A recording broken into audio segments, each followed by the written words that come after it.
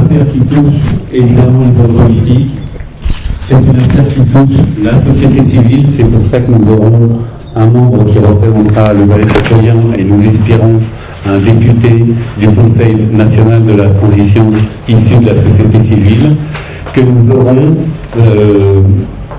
des artistes. Voilà, donc c'est vraiment une question internationale et qui touche tous les milieux, parce que Thomas Sankara n'est pas seulement un homme politique, c'est avant tout un homme politique, et c'est un homme qui a marqué tous les milieux. Moi je m'appelle Bruno Jaffré, et j'anime avec d'autres un réseau qui s'appelle le Réseau International Justice pour Thomas Sankara, Justice pour l'Afrique. Vous avez une page Facebook dans laquelle vous aurez des informations au fur et à mesure qu'elle arrive. Ce réseau est un réseau informel, il n'a pas de centre ni d'organisation, simplement nous nous retrouvons comme ça dans des occasions particulières au fur et à mesure de ce qui se passe. Nous allons centrer cette conférence sur les questions internationales. Pourquoi? Parce que Maître Benewende et Maître Farama sont actuellement en France. Ils vont vous faire une conférence de presse à leur retour, je pense mardi, c'est ça, dans laquelle ils vont traiter de ce qui se passe aujourd'hui au Burkina Faso, les dernières mesures du gouvernement. Et nous voulons donc, et nous nous sommes concertés avec lui évidemment pour lui demander si on pouvait organiser la conférence sans lui, compte tenu que nous voulions toucher la presse internationale dont nous espérions qu'elle viendrait assister à cette conférence de presse. Je ne vais pas être très long, je voudrais donner quelques éléments qui nous poussent à considérer que c'est une question internationale. Vous savez que Thomas Sankara a été assassiné par la France-Afrique, mais pas seulement. Et je vais vous citer simplement quelques éléments. Vous savez, je pense, et si vous ne savez pas, je vous invite très fermement à aller sur le site thomassankara.net où il y a un dossier spécial sur l'assassinat de Thomas Sankara, où vous verrez toutes les implications qui ont permis cet assassinat.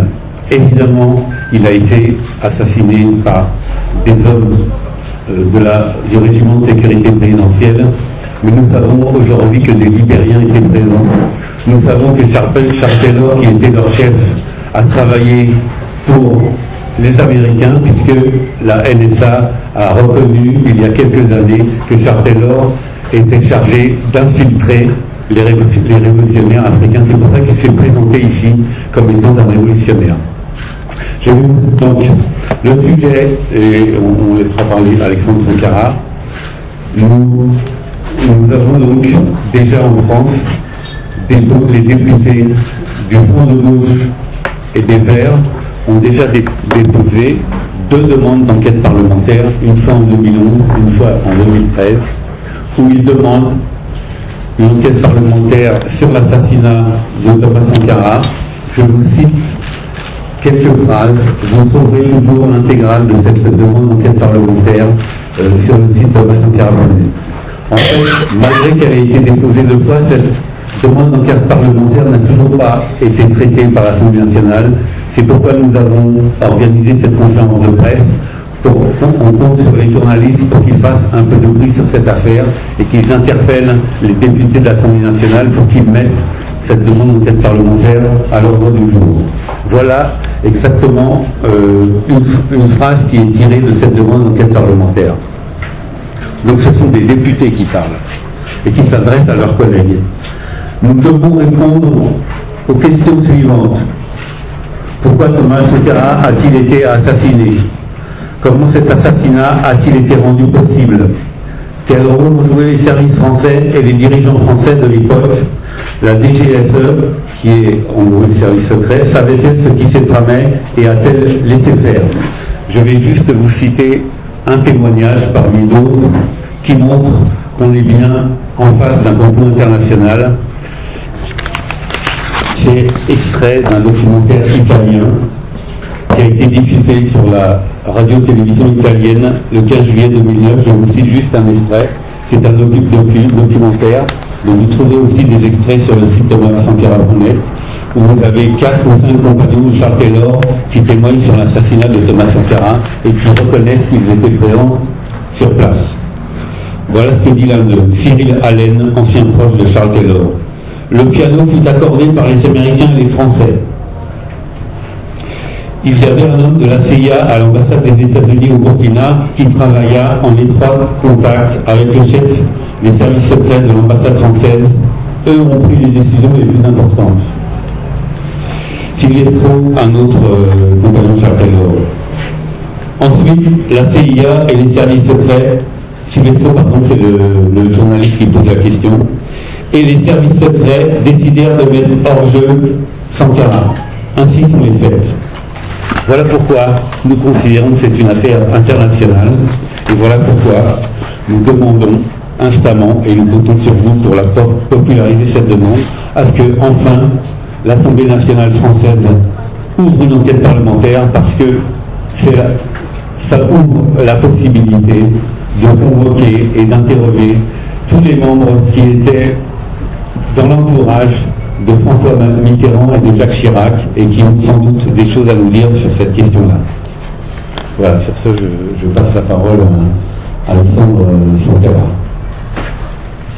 Oui, merci bien Bruno. Je voulais juste par rapport à cette question de la saisine de l'Assemblée nationale française, informer que au niveau du Conseil national de la transition, les députés du Conseil national de la transition, nous sommes en train de signer une requête pour justement adresser à l'Assemblée nationale française pour leur demander l'ouverture justement de cette information parlementaire pour permettre, comme l'a dit Bruno, de faire avancer les dossiers au niveau de l'international. Au niveau du CNT, tous les groupes parlementaires, que ce soit les forces de défense et de sécurité, que ce soit les partis politiques de l'ex-opposition, que ce soit les partis politiques de l'ex-majorité et les groupes de la société civile, chaque groupe a reçu en tout cas la requête. Et je crois que les uns et les autres sont en train de s'affairer pour sa signature. Une fois que nous allons récolter toutes les signatures, nous allons transmettre donc la requête aux autorités de l'Assemblée nationale française.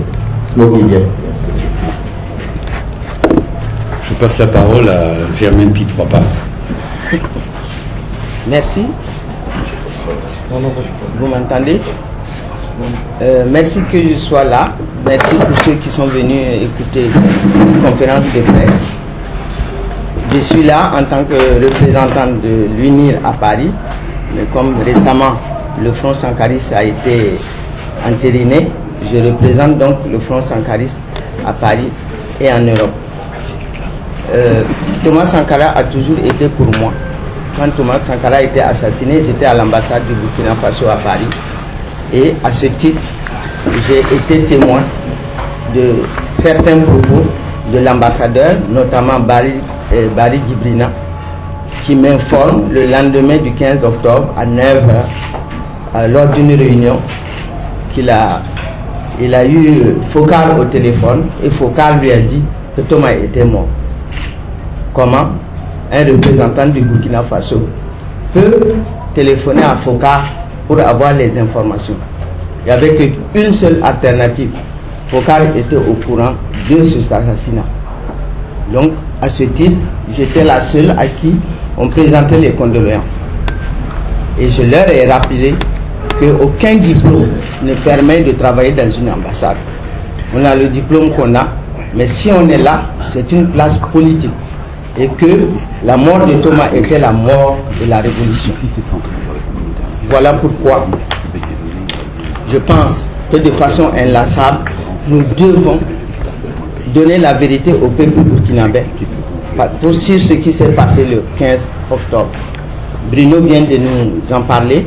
Nous attendons vos questions précises pour répondre sur cet assassinat qui a mis le monde entier en émoi, pas que le peuple burkinabé. Et merci à la jeunesse burkinabé, à la jeunesse africaine d'avoir pris conscience. Merci de nous avoir permis de sécher nos larmes le 30 et 31 octobre 2014. Merci. Bonjour, donc je suis Baloufou Bakupa Kadita, je suis réalisateur de films. Je pense que je suis comme vous, comme beaucoup d'autres personnes. concerné par toutes ces questions et particulièrement la question de Thomas Sankara. Moi, je viens d'un pays où a été commis le premier grand assassinat politique sur ce continent, le pays de Lumumba.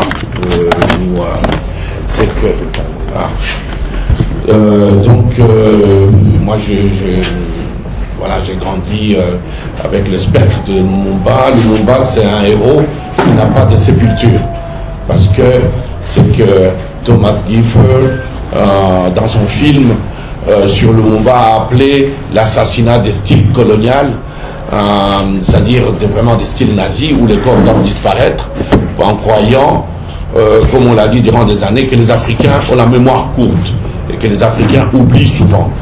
En partant de cette idée de l'oubli,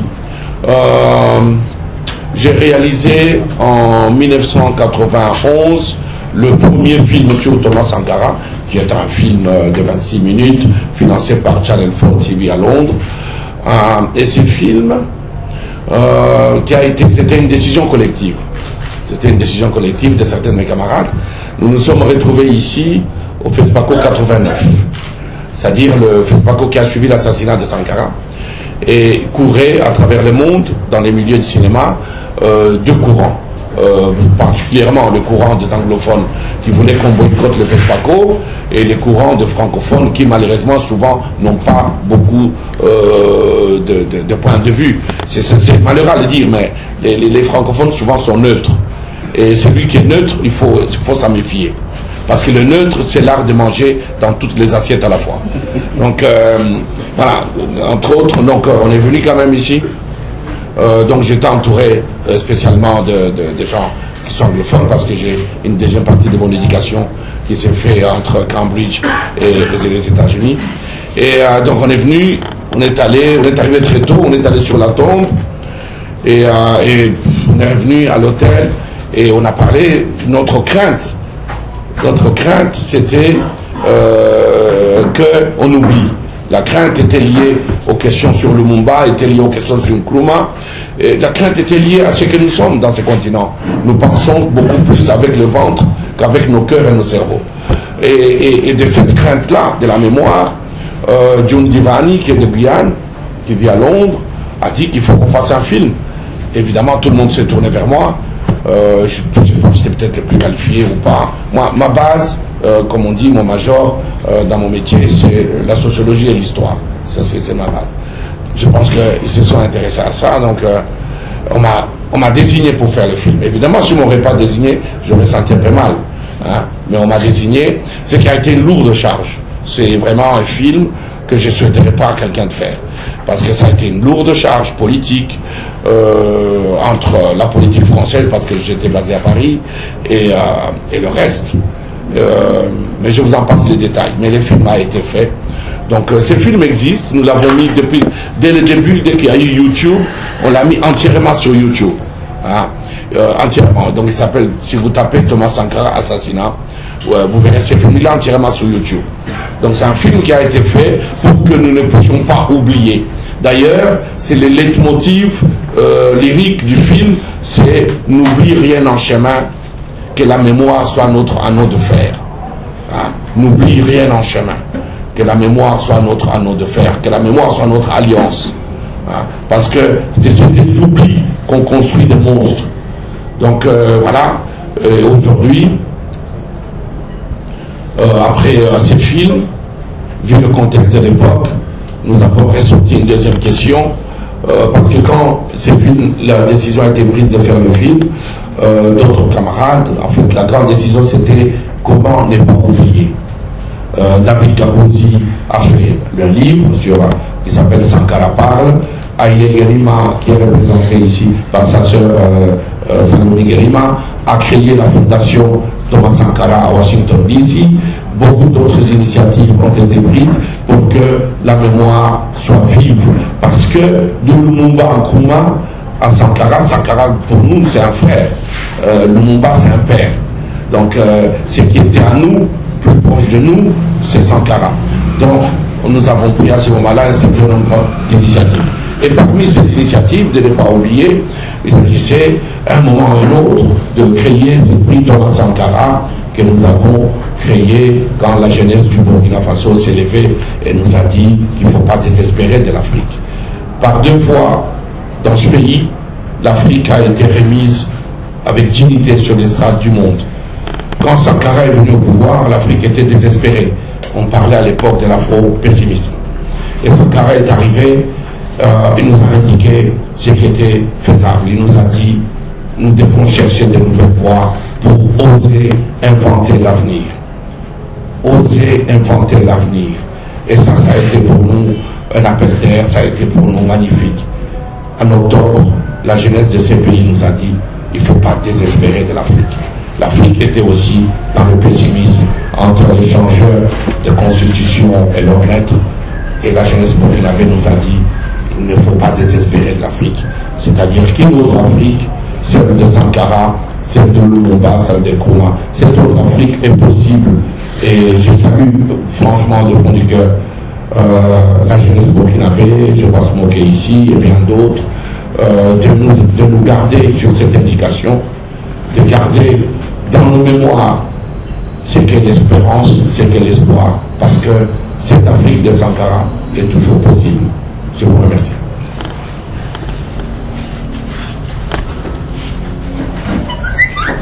Bonjour à tous, merci.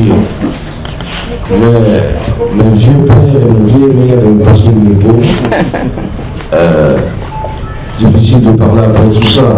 Ce que je pourrais dire, c'est qu'il appartient effectivement à la génération actuelle burkinabé et africaine de faire en sorte que ce dossier-là, ce dossier aussi épineux soit-il celui de Thomas Sankara, puisse enfin trouver une issue dans le plus bref délai. Nous avons réussi à faire partir Blaise Compaoré. Je pense que nous devons réussir à réouvrir le dossier Sankara et à rendre justice enfin à ce grand homme qui a marqué l'histoire de ce pays. Et je pense que c'est une question de volonté. Et si l'opinion publique est suffisamment forte, comme le maire le dit, mon père, nous y arriverons. Moi, je n'en doute pas. Bientôt se tiendront les états généraux de la justice. Même s'il ne faut pas forcément attendre quelque chose d'extraordinaire ou qu'un coup de baguette magique puisse nous permettre d'y aboutir, une pression populaire et une opinion forte peut aider effectivement à mettre de l'huile dans les engrenages de la justice burkinabé. Faut-il le rappeler? Je crois que une grande sœur est en charge de la justice en ce moment. Nous espérons qu'elle pourra aller jusqu'au bout, je parle de Joséphine, jusqu'au bout de ces dossiers de l'élucidation, ou en tout cas permettre d'ouvrir les portes au niveau de la transition pour qu'on puisse, dès que le prochain gouvernement sera mis en place, enfin pouvoir faire tomber les têtes et remercier ceux-là qui auront pu aussi y arriver, parce que le problème est là. On est dans un cas... c'est incroyable cette impunité qui rôde en tout temps et en tout lieu et qui fait finalement que nous avons comme une sorte de vision de mythe de Sisyphe avec un éternel rocher qui redescend, qui remonte, qui redescend. Je crois qu'il faut arrêter tout cela. Et il faut vraiment que le peuple burkinabé, dans son entièreté, en prenne la responsabilité. Je ne sais pas si vous avez remarqué, mais la plupart des gens qui ont défendu Thomas Sankara et qui continuent d'être sur le créneau ne sont même pas originaires de ce pays. Et je trouve que c'est quand même pour moi scandaleux. Depuis l'assassinat de Thomas Sankara, les plus grandes figures qui ont défendu ce homme-là et qui ont fait en sorte de redorer son blason, eh bien, ils ne sont pas forcément issus de nos rangs. Et le camarade capitaine Thomas Sankara avait suffisamment de confrères et de consoeurs et qui sont encore là aujourd'hui, qui ont existé, qui ont connu cette période de la Révolution, qui ont brandi très haut le bras en répétant qu'ils voulaient entendre la patrie de la mort de Vétron, même ceux de la 4e République, qui ont dit l'impérialisme à bas, voilà, le néocolonialisme à bas, l'esclavage à bas, etc. En répétant en foison même que la phrase de Thomas Sankara, un militaire sans formation est un criminel en puissance. Eh bien, prouvez-nous, vous les militaires, que vous êtes des militaires avec formation. Prouvez-nous, vous les anciens collaborateurs de Thomas Sankara, que vous êtes restés dignes de ce parcours et de cette amitié. Prouvez-nous, peuple burkinabé, qui effectivement crions aussi souvent cette Sankara attitude lorsque nous sommes à l'extérieur, puisqu'il n'y a pas grand-chose qui fait briller le pays, à part apparemment et de moins en moins le FESPACO de Thomas Sankara. Donc ce sont des éléments qui nous permettent de briller à l'extérieur. Essayons d'en rester dignes et de récupérer finalement cette intégrité chevalier là qui a fait jusqu'ici notre réputation. Donc moi c'est un appel, c'est un cri du cœur à l'endroit de la jeunesse burkinabé, à l'endroit de tous ceux qui peuvent, et les médias d'ailleurs ici présents, faire en sorte qu'on puisse enfin mettre un point final sur cette question Sankara et faire en sorte que tous là, les criminels, les commanditaires, tous ceux qui ont participé de près ou de loin, puissent enfin répondre de ces faits-là devant une justice impartiale. C'est ce qu'il faudrait de meilleur pour ce pays. Merci. Avant de vous passer la parole pour les questions, je voudrais remercier de leur présence Fidel Toé, qui est ici à gauche, qui est un proche compagnon de Thomas Sankara. Et vous avez Valentin Sankara et Mouzbila Sankara qui sont les membres de la famille. Voilà, on vous passe la parole maintenant. Tu veux parler encore, Alexandre? Non, c'est bon. Oui, les questions. Donne ça.